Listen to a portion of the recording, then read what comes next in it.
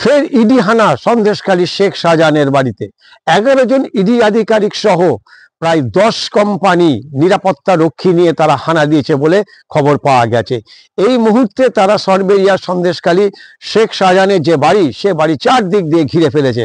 আজকে কিন্তু ওই এলাকার কেউ ট্যাপও করার সাহস পাচ্ছে না, তার কারণ যে পরিমাণে কেন্দ্রীয় বাহিনী সেখানটা মোতায়েন করা হয়েছে, সঙ্গে রাজ্য পুলিশ, তাতে কিন্তু কোনো রকম অশান্তি তো দূরের কথা, সামনে কেউ যাওয়ার সাহস পাচ্ছে না। আদালতের সার্চিং রিপোর্ট নিয়ে ইডি আধিকারিকরা পৌঁছে গিয়েছেন এবং এই মুহূর্তে সর্বশেষ যে খবর, ইতিমধ্যেই তারা বাড়ির তালা ভেঙে ভেতরে ঢুকে সেখানটায় তারা তল্লাশি চালাচ্ছে। কিন্তু প্রশ্ন, এতদিন পরে, প্রায় 19 দিন পরে এই হানা দিয়ে তারা কি আদৌ কিছু পাবে? যদিও ইতিমধ্যেই শেখ শাহজাহানের বাড়িতে সিসিটিভি ক্যামেরা বসানো হয়েছিল, নজরদারি চলছিল, কিন্তু তা সত্ত্বেও এই এতদিন পরে শেখ শাহজাহানের বাড়িতে আদৌ কোনো রকম তারা তথ্য বা অন্য কোনো প্রমাণ তারা পাবে কিনা সেটা নিয়ে যথেষ্ট সন্দেহ রয়েছে।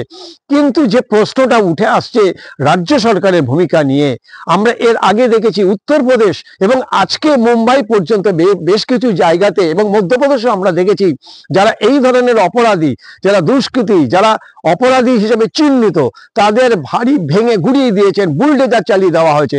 আজকে বম্বের মীরা রোডে যারা অশান্তিবাদী ছিল তাদের সমস্ত বেআইনি নির্মাণ ভেঙে দেওয়া হয়েছে। এর আগে আমরা দেখেছিলাম উত্তরপ্রদেশে যারা ক্রিমিনাল, যারা এই ধরনের অশান্তি তৈরি করেছে, দুষ্কৃতী, তাদের ভারী ভেঙে ঘুরিয়ে দেওয়া হয়েছে।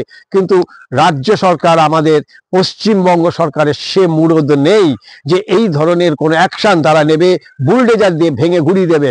এমনকি আদালতের নির্দেশ, বিচারপতির নির্দেশের পরেও সামান্য বেআইনি বাড়ি তারা ভাঙতে পারেনি, যে বাড়ি ভাঙার ক্ষেত্রে কোনো রকম বাধা ছিল না, শুধুমাত্র স্থানীয় মানুষদের বাধায় ফিরে আসতে হয়েছে। অর্থাৎ রাজ্য পুলিশের যে সদিচ্ছা, রাজ্য পুলিশের যে অ্যাকশন নেওয়ার কথা ছিল, সেই অ্যাকশন নিতে বারবার পিছিয়ে গেছে। কেন কেন এত ভয়?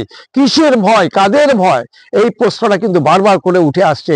অন্যান্য স্টেটে যদি এই ধরনের অপরাধীদের বিরুদ্ধে কড়া পদক্ষেপ নিতে পারে রাজ্য সরকার, তাহলে পশ্চিমবঙ্গ সরকারের নিতে বাধা কোথায়? বাধা কি শুধুমাত্র ভোট? যেখানে যদি অ্যাকশন নেয় তাহলে শেখ শাহজাহানের বাহিনী তারা ভোটে কাজ করবে না, তার ভোট নষ্ট হয়ে যাবে, সেই ভয়ে কি? এই প্রশ্ন কিন্তু উঠে আসবেই। তবে আজকে দেখার বিষয় যে শেখ শাহজাহানের বাহিনী এর আগের দিন ইডিকাদের উপর চড়াও হয়েছিল, তাদেরকে মারধর করেছিল, আজকে তারা কোথায়? কোথায় সেই সুন্দরবনের বাঘ, কোথায় সন্দেশখালীর বাঘ শেখ শাহজাহান? সেটা দেখতে চাইছে ইডি আধিকারিকরা। কেন্দ্রীয় বাহিনী একেবারে পুরোপুরি প্রস্তুত। শেখ শাহজাহানের সেই বাঘ বাহিনী কোথায়, যারা আগের দিন এই হামলা চালিয়েছিল? আজকে এই তল্লাশি যে পর্ব চলবে, সেই পর্বে শেখ শাহজাহানের বাহিনী এবং সেই সুন্দরবন বা সন্দেশখালী বা শেখ শাহজাহান কোথায় থাকেন, কি করেন, এখন সেটাই দেখার। ইতিমধ্যে যে খবর পাওয়া যাচ্ছে, নির্বিঘ্নে সেই তল্লাশি পর্ব চলছে এবং তল্লাশি চালাচ্ছে ইডি আধিকারিকরা। তার বাড়ি তল্লাশি করে কি পাওয়া যাবে সেটা পরবর্তীকালের ব্যাপার। কিন্তু রাজ্য সরকারের যে সদিচ্ছা, যে ভূমিকা দেখা আর এখানকার মানুষ দেখতে চেয়েছিল বা পরবর্তীকালে যে ভূমিকা দেখতে চেয়েছিল, সে ব্যাপারে কিন্তু সম্পূর্ণ ব্যর্থ রাজ্য সরকার। আর এই ব্যর্থতা দিয়ে, এই ব্যর্থর জন্যই এই শেখ শাহজাহানের মতো যারা দুষ্কৃতী, তারা মাথা চারা দিয়ে ওঠে, তার বাহিনী হামলা চালায় একটা কেন্দ্রীয় তদন্তকারী সংস্থার উপরে। এটা পশ্চিমবঙ্গের লজ্জা। আজকে দেখতে হবে সে লজ্জা নিবারণ করতে পারে কিনা। বদলা নীতি ইডিকারিকরা যেভাবে সেখানে পৌঁছে গেছেন এবং তল্লাশি চালাচ্ছেন, এখন দেখার বিষয় যে শেখ শাহজাহানের বাড়ি থেকে কি কি এরকম একেবারে বিস্ফোরক এরকম তথ্য মেলে, এখন সেটাই সব থেকে বড় ব্যাপার।